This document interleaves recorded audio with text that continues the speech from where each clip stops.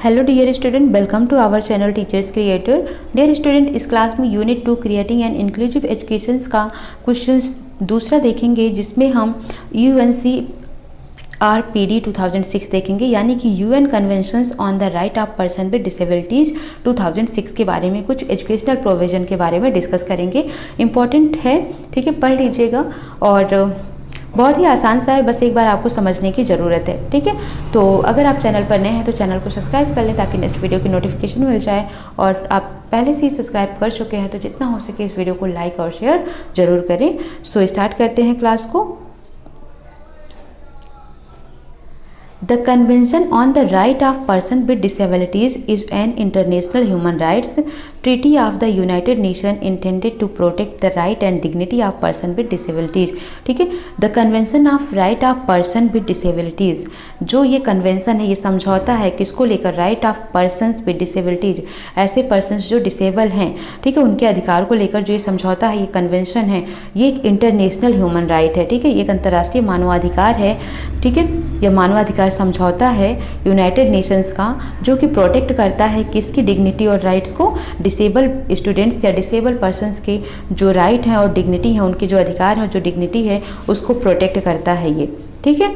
यानी कि एक तरीके से जिसके बारे में हम पढ़ रहे हैं, UN convention of the right of person with disabilities, ये क्या करता है? उनकी जो राइट है डिसेबल पर्सन्स की, उनके राइट को, उनकी डिग्निटी को प्रोटेक्ट करता है, किसके through? International human right treaty के through. Parties to conventions are required to promote, protect and ensure the full enjoyment of human rights by person with disabilities and ensure that they enjoy full equality under the law। ठीक है, ये law इसलिए बनाया जाता है ताकि वो अपने मानवाधिकार को पहचान सकें और उसमें वो फुल इंजॉय कर सकें। जो डिसेबल पर्सनस हैं, ठीक है, वो भी अपने लाइफ में अपने आप को आगे ले जाएं, प्रोटेक्ट करें, इंश्योर फील करें, फुली इंजॉय करें, ठीक है, और इक्वलिटी के साथ वो अपनी लाइफ को इंजॉय करें इस लॉ के अंदर।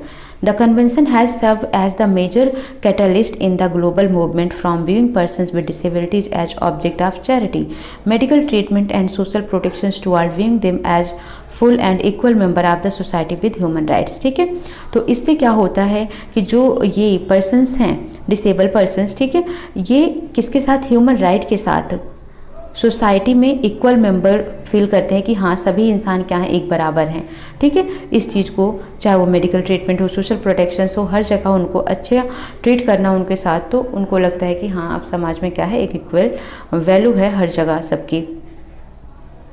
तो इतनी चीज़ें यहाँ पर देख लेनी है। देन आपको यहाँ पर आना है, the convention was the first human right treaty of the third millennium. ठीक है, नेक्स्ट आता है, the text was adopted by the United nation general assembly on 13 दिसंबर 2006। ठीक है, और ये अडॉप्ट कब किया गया? यूएन नेशंस के द्वारा, UNGA, United nation general assembly के द्वारा ये 13 दिसंबर 2006 को अडॉप्ट किया गया and open for signature on 30 मार्च 2008। और सिग्नेचर्स के लिए इसको कब साइन, यानी कि जो साइन होता है, समझौता होता है, ठीक है, 2008 मार्च में इसको ओपन किया गया साइन करने के लिए। As of June 2016 it has 160 signatories and 165 parties including 164 state and European union. ठीक है, और जून 2016 तक की बात करें तो इस पर 160 लोगों के सिग्नेचर्स हो गए हैं, 165 पार्टीज हैं इसमें, और 164 स्टेट भी इंक्लूड हो चुके हैं एंड यूरोपियन यूनियन भी है। The conventions follow the civil law traditions with the preamble in which the principle that, ठीक है, जो इनका प्रियम्बल है वो क्या कहता है? All human rights are universal, individual, interdependent and interrelated of Vienna declarations and programme of action is cited followed by 50 articles. ठीक है, 50 नंबर जो आर्टिकल्स है उसमें ये दिया हुआ है कि जो सभी लोग हैं वो यूनिवर्सल हैं, इंडिविजुअल हैं, इंटरडिपेंडेंट हैं, इंटररिलेटेड है। कब कहा गया? ये वियना डिक्लेरेशंस में कहा गया, प्रोग्राम ऑफ एक्शंस में ये कहा गया। ठीक है, तो ये सभी चीज़ें आपको याद रखनी हैं। अब जो ये कन्वेंशंस था, यूएन कन्वेंशंस था डिसेबल पर्सन्स को लेकर, ठीक है 2006 का। इसके पर्पज क्या थे, तो defines the purpose of the convention, ये आर्टिकल 1 कहता है। ठीक है, तो आपको सिर्फ मैं बताती हूँ याद क्या क्या रखना है। आर्टिकल 1 क्या करता है, जो ये कन्वेंशंस है इसके पर्पज को डिफाइन करता है।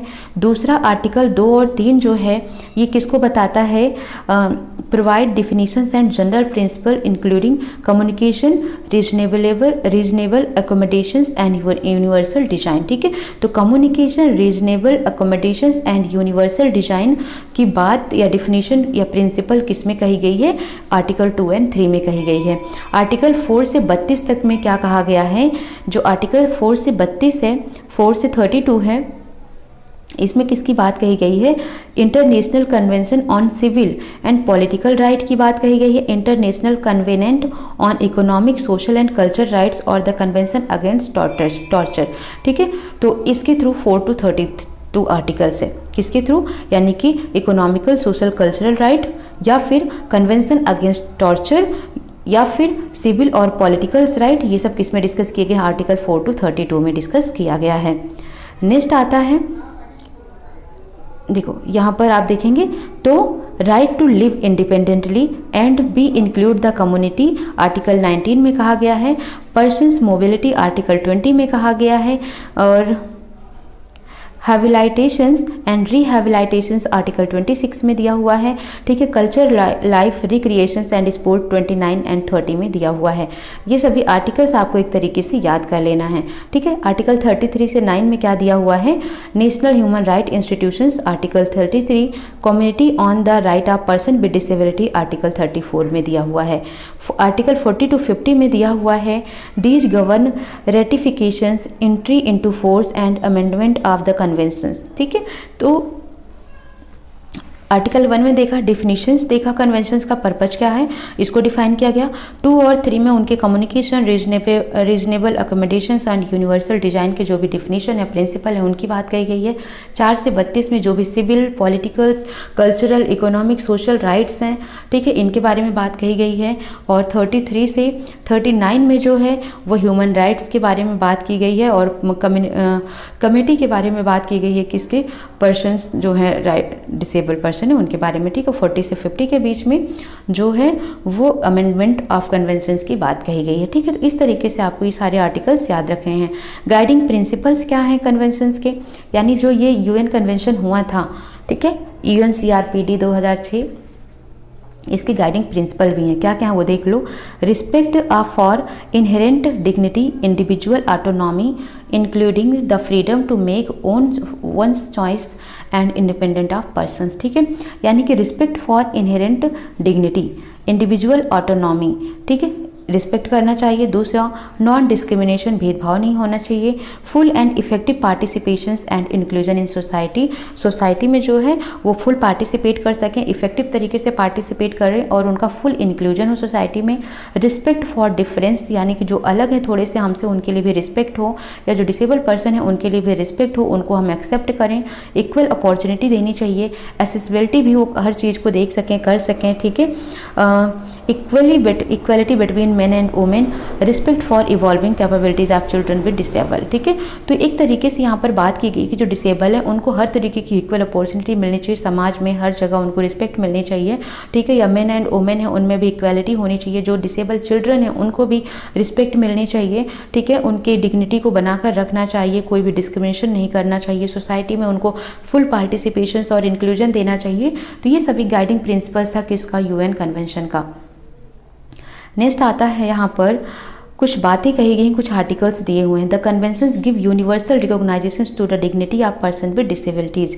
तो याद रखना इसको, आपको देखो जब ये बहुत डिटेल में आ जाएगा तो आप इन आर्टिकल्स को याद रखेंगे ना, तो इसके अंदर क्या करना है आपको, एक एक लाइन, दो दो लाइन इनको हेडिंग करके इनके अंदर एक एक दो दो लाइन आपको लिख देनी है। ठीक है, जैसे आर्टिकल 5 में equality before the law without discrimination की बात कही गई है।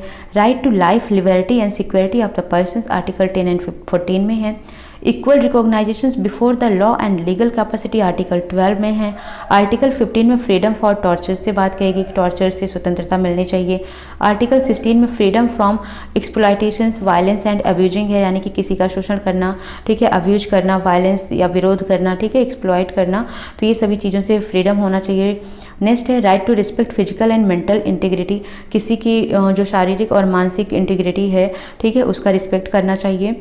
आर्टिकल 17 है। आर्टिकल 18 में है freedom of movement and nationality. Article 19 में है right to live in community, समुदाय में रहने का अधिकार। आर्टिकल 21 है freedom of expression and opinion, यानी कि बोलने का और अपना ओपिनियन सुझाव देने का अधिकार हो। Respect for privacy article 22, respect for home and family article 23, right to education article 24, right to health article 25, ठीक है, and right to work article 27, right to adequate standard of living article 28, right to participate in political and public life article 29, right to participate in cultural life article 30, ठीक है। तो ये कुछ articles हैं जिनको आपको याद करना है, किसमें, यूएन कन्वेंशंस में ये कुछ आर्टिकल्स दिए हुए थे जिनमें डिटेल में आप अंदर ही अंदर कुछ भी चीज़ों को लिख सकते हैं, ठीक है। जैसे यहाँ पर आपने एक देखा आर्टिकल 27, ठीक है, राइट टू वर्क, यह सभी को वर्क करने का अधिकार है, चाहे वो मेल हो फीमेल हो। तो इस तरीके से आप चीज़ों को डिस्क्राइब कर सकते हैं, ठीक है। सो आई होप आपको ये पॉइंट समझ आ गया होगा। कोई डाउट आता है कमेंट सेक्शन में मैसेज कर सकते हैं। मिलते हैं नेक्स्ट क्लास में। Thank you for